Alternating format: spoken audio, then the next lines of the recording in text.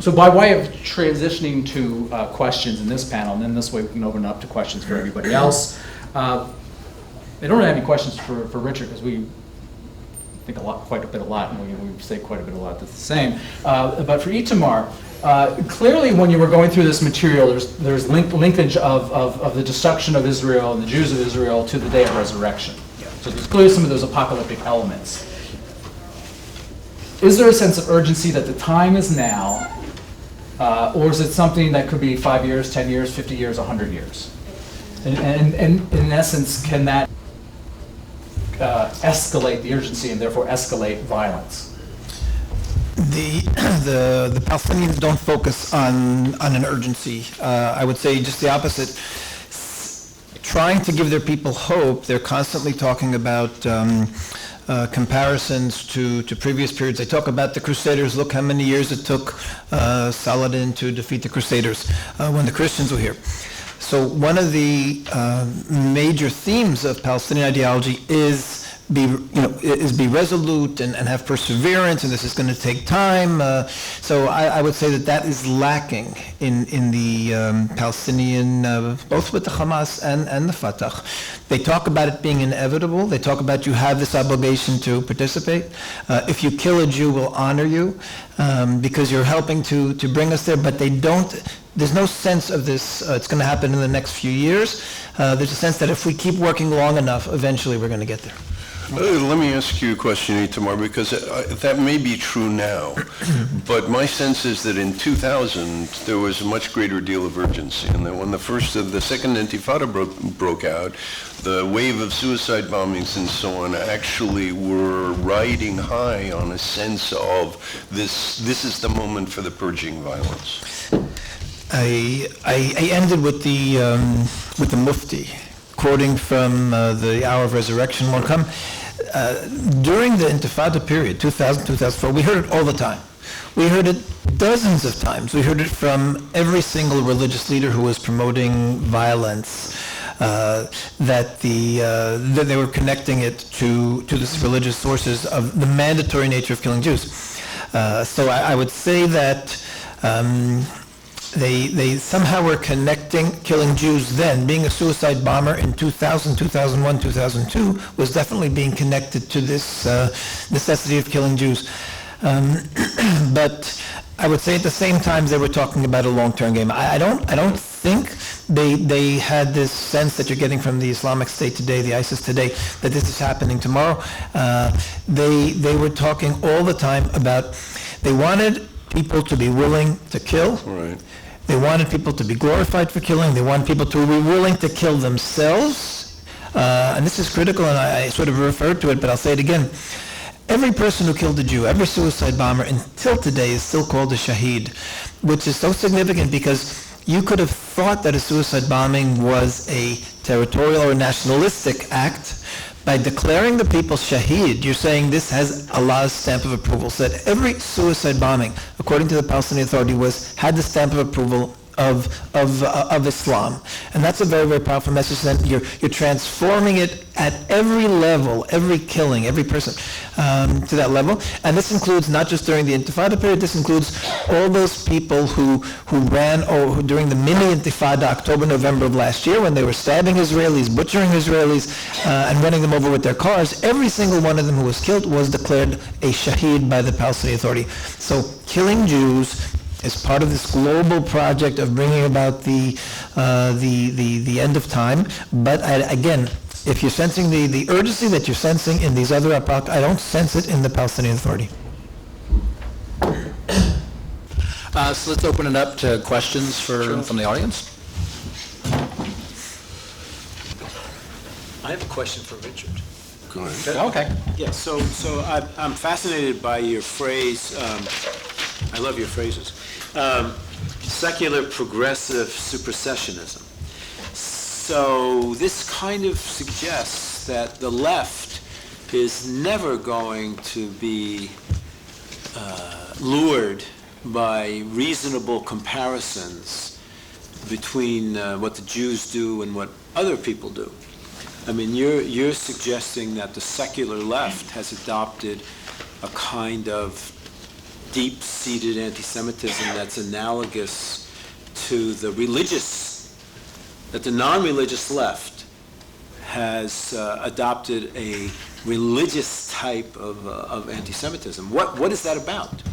So, first of all, I try not to use the word anti-Semitism except in the sense that David was talking about, which is this exterminate or be exterminated. I mean, anti-Semitism I use only when I'm referring to a kind of delirious sense that the Jews are about to destroy us and we must destroy them. So I would either call it Jew hatred or anti-Judaism.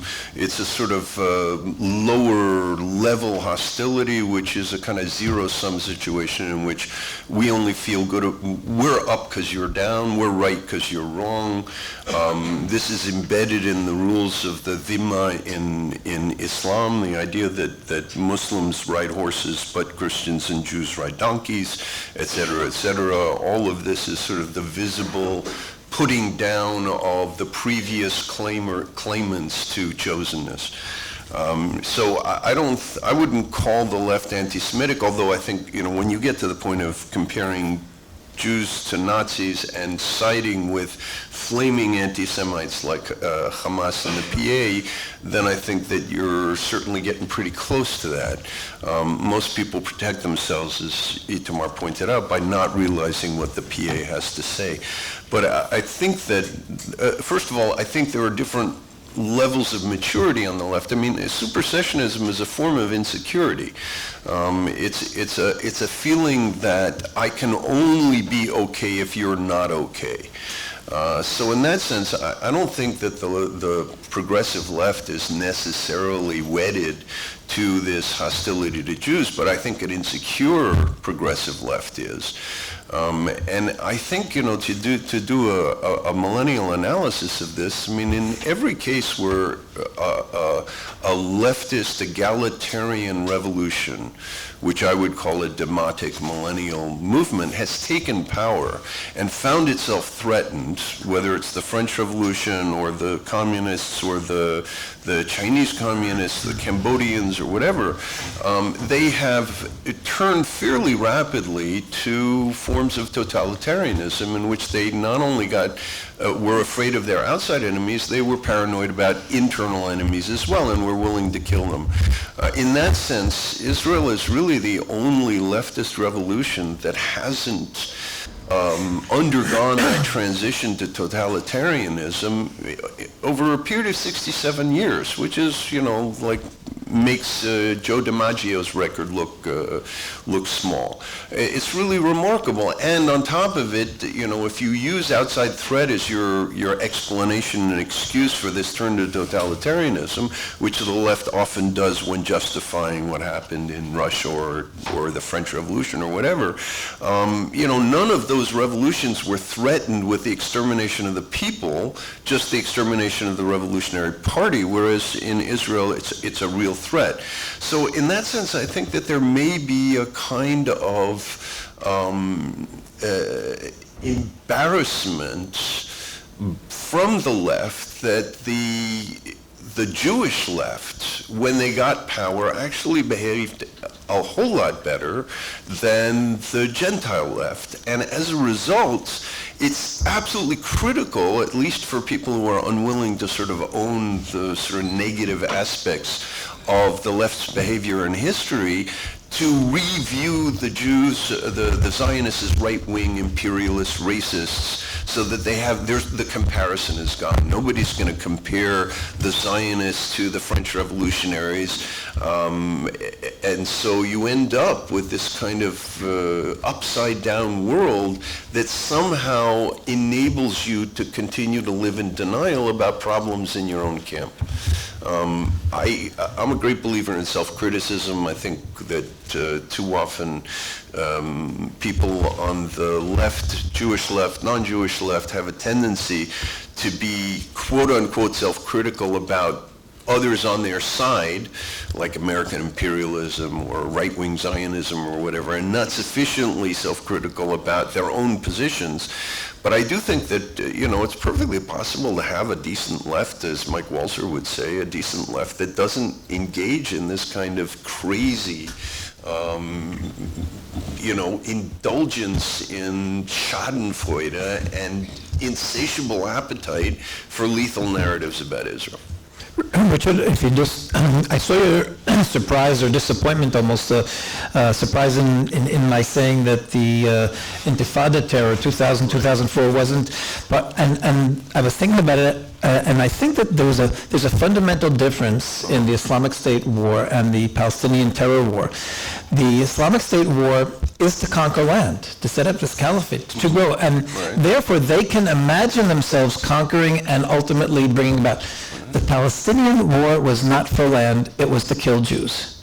It was focused on the individuals, and therefore it wasn't part of creating this global caliphate. It was just to kill Jews, and that's why the sources were focusing on the end of time, but the end of time aspect of it, which meant killing Jews. Every Jew has to be killed. So when the whole focus was different. We have to kill as many Jews as possible, and the Islamic State is we have to cover as much land as possible, and I think that's where the difference is. They didn't see killing Jews bringing the imminent caliphate. I'm not sure. I mean, maybe not the imminent caliphate, but I think that they really believed that if they continued this, that the Jews would actually leave. I mean, I think that the Palestinians see the Jews as, like the Crusaders, imperialist invaders who can be driven out. And so I think that, if they continued to kill enough Jews, Dan Pipes has an interesting analysis about how up until the Camp David Accords, you really had a growing understanding in the Arab and the Muslim world that Israel was sort of here to stay. And then when the occasion came, as soon as it became possible to imagine defeating them, all of this stuff rushed back. So, part of the reason I was disappointed was I was trying to think of the quote-unquote apartheid wall as actually a wall against the apocalyptic urgency of killing Jews. That by frustrating this desire to kill Jews, you actually tampen down the sort of apocalyptic urgency and reach a condition like you describe now. Years ago, I read in the American Thinker an article that described, I'm referencing this because of a comment that you made about the jihadis seeming to be not there for the long run, but for the short run, with their goals. And so I read in the American Thinker that people were, that if you liken the movement to a spider in a spider web who sits there for hundreds of years and spins the web and waits for the prey to come, that's perhaps what is going on with the jihadis, as opposed to, the big movement from ISIS. I think it works nicely with your quote from this guy saying, go ahead. That in terms of the Palestinian, that is definitely closer to the Palestinian view. Keep chipping away at Israel until eventually Israelis leave. And now it's interesting, when the Palestinian Authority, I remember this, when they had articles summing up they called the Intifada, the terror campaign, the 5-year terror campaign. The articles that summed it up were focusing on how there was a tremendous drop in Israeli in immigration of Jews to Israel. There's a tremendous economic costs that Israel had. They were focusing on these things that are weakening Israel that are going to impact over the long term.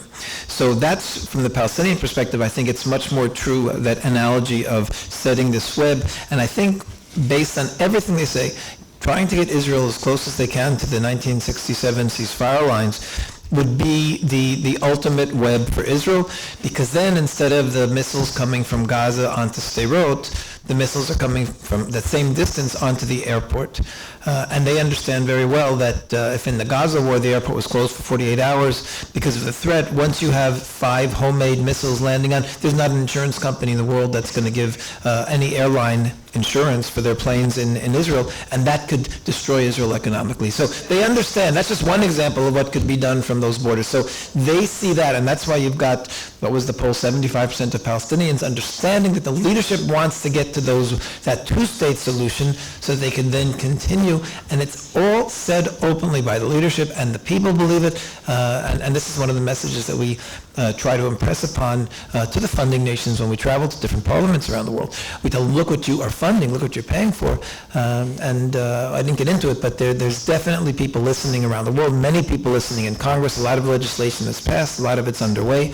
And our goal is to essentially reach a tipping point, not so much with the masses, because getting the whole media to change is harder, but to reach a tipping point in many of these parliaments where you're talking about a finite number of people who have to understand where their money's going, and that's what we see as our goal, is all of this work in the European parliaments and in Congress.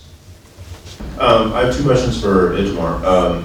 With regard to your statement about the Palestinians not having a timeline, is that because when I was collecting in like the 1990s, they definitely relied upon the timeline by Sheikh Bassam Jarrah about Israel coming to an end in the year 2022, and that was dependent upon the Quranic exegesis of 17:4-8.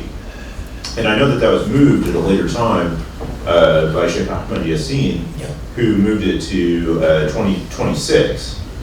But I haven't heard anything more about that exegesis, and I was just wondering whether you can comment about whether there's been any timelines. I mean, I'm guessing from your statement that there haven't been, but I haven't heard any further statements about that. And then the second question is... David, before you get the second question, didn't you also detect a 2000 deadline? Yeah, there were, but these were also books that were coming out during the post-2000 period. Right. So and very several modifications that were coming out after that. The second question is totally ridiculous, but having worked on the hadith of the stones and the trees and hearing your things, I was just wondering, what tree do they identify the Qarqad tree with? They don't, really. The answer is that they haven't focused on any particular tree in Israel. They never find out what tree that was. Yeah, you know? yeah, it's... Why exactly? I actually heard that at least the book by Steinberg and Anne-Marie Oliver, I think they had people who were saying that the barbed wire around the settlements was the Qarqad tree. Well, that's unique. That's a non-literal interpretation. I hope that would protect you against the Antichrist. Yeah. Anyway. They don't have any specific tree. It's really more a conceptual thing, and I think that the reason why they don't have to focus on that is possibly because they don't see it as they don't see it necessarily happening tomorrow. Now, as far as the timeline, there have been, every once in a while, there's someone who mentions a timeline. But the fact is it never takes off. When we see things take off, we see messages coming from the leaders, and then people talk about them, and then children repeat them, and they appear in children's programs. The fact that individuals at one time or another have mentioned a date or year that they expect Israel to be destroyed, this hasn't become part of the Palestinian narrative or the belief or the anticipation.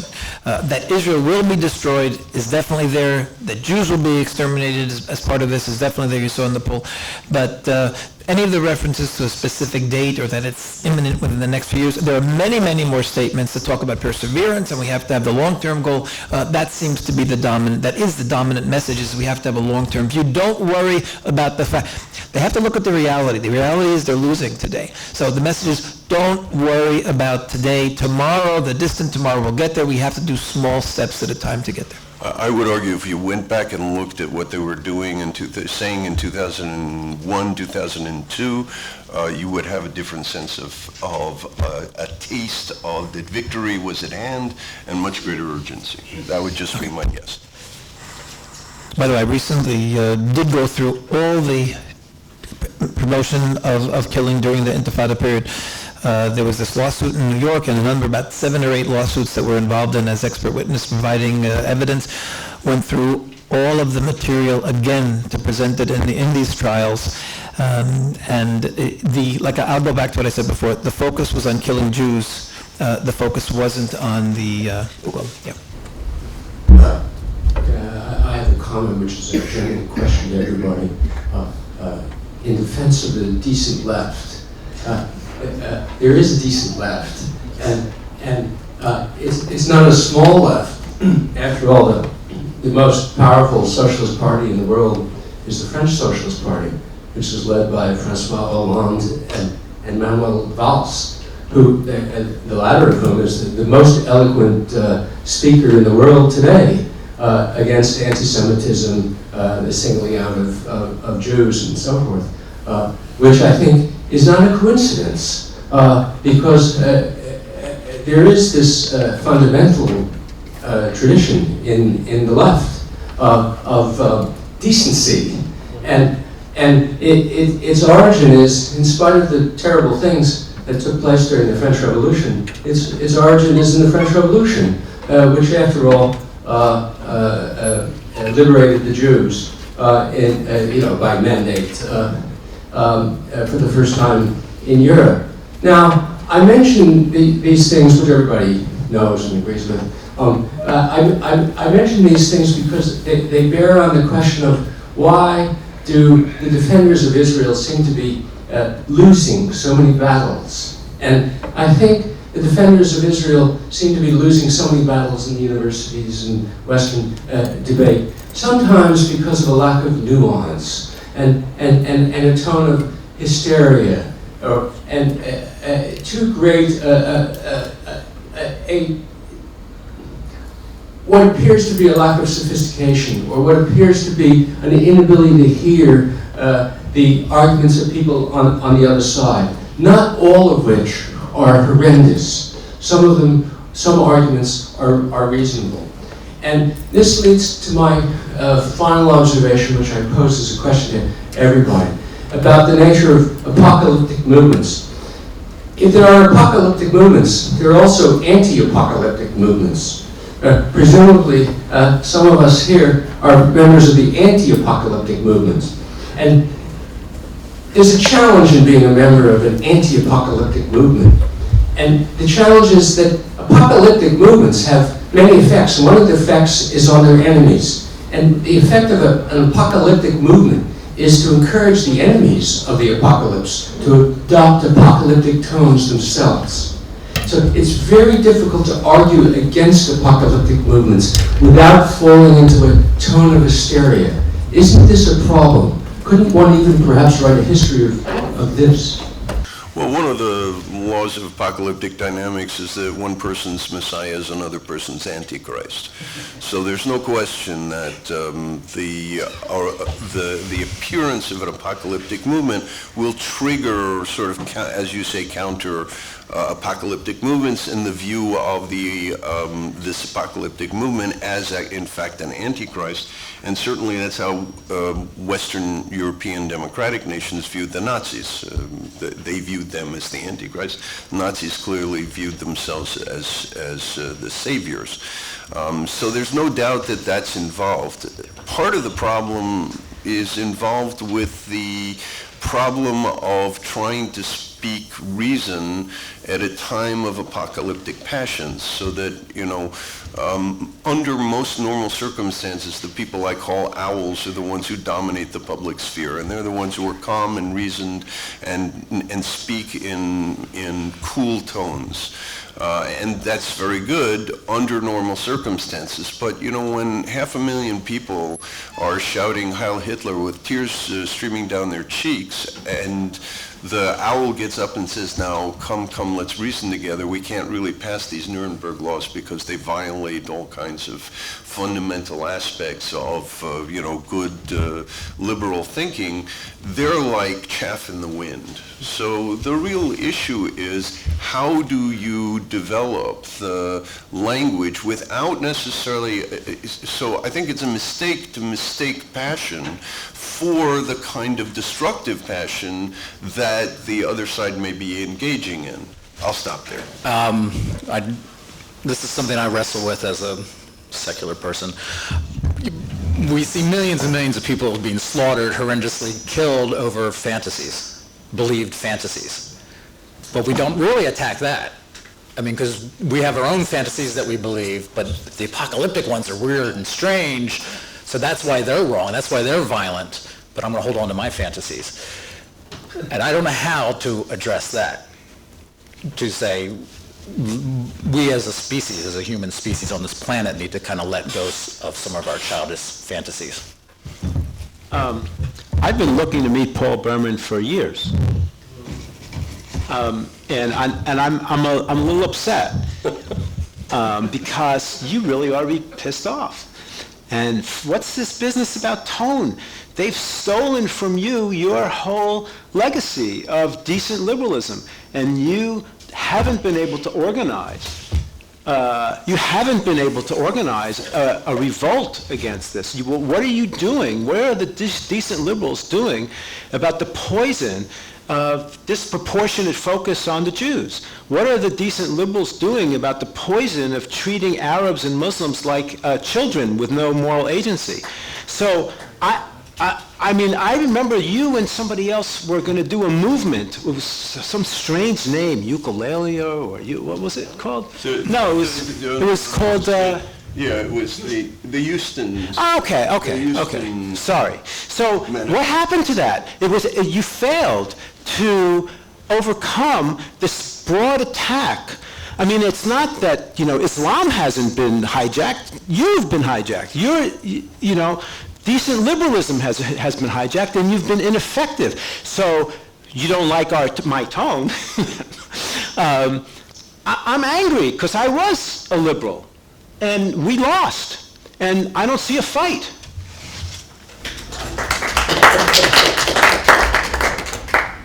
Obviously, it's true that there have been a lot of defeats of the liberal left, on the liberal left.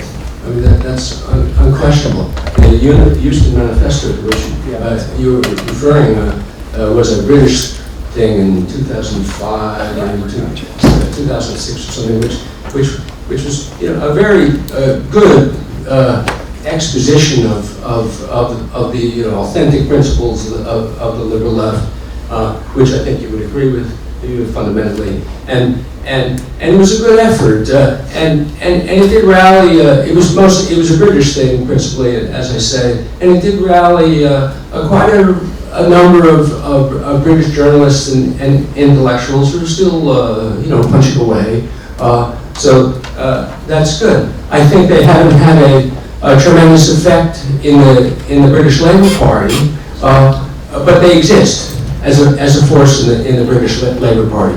Where things are really different, though, is in France, and you didn't mention, but it's important to mention, Valls. Valls' speeches on anti-Semitism and on anti-Zionism and on Islamism have been the best speeches anyone has made in the world.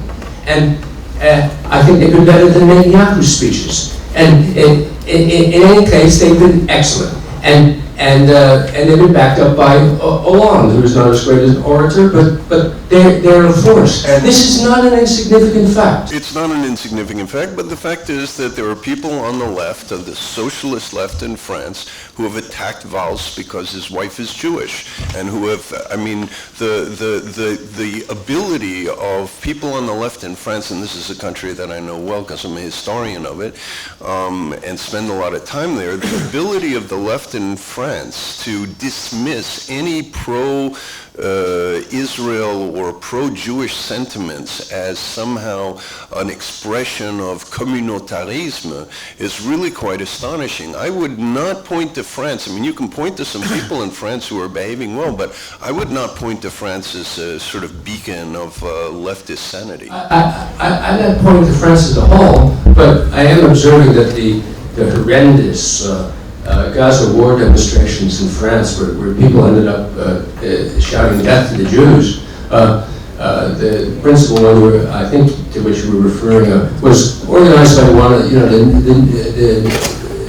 the new anti-capitalist party, which is it's a tiny Trotskyist sect. With the French call it groupuscule. Yeah, groupuscule. And so it was a little groupuscule, which had attracted Arab immigrant followers who chanted death to the Jews. Meanwhile, the prime minister, who has his enemies, as all prime ministers do, but is the prime minister, was giving magnificent speeches. Right. So I'm just saying, let's retain the sense of. But on the other hand, the press was playing its role in throwing fuel on the fire by reporting literally nonstop about Palestinian suffering during this war, and not reporting on the way Hamas was victimizing the Palestinian people.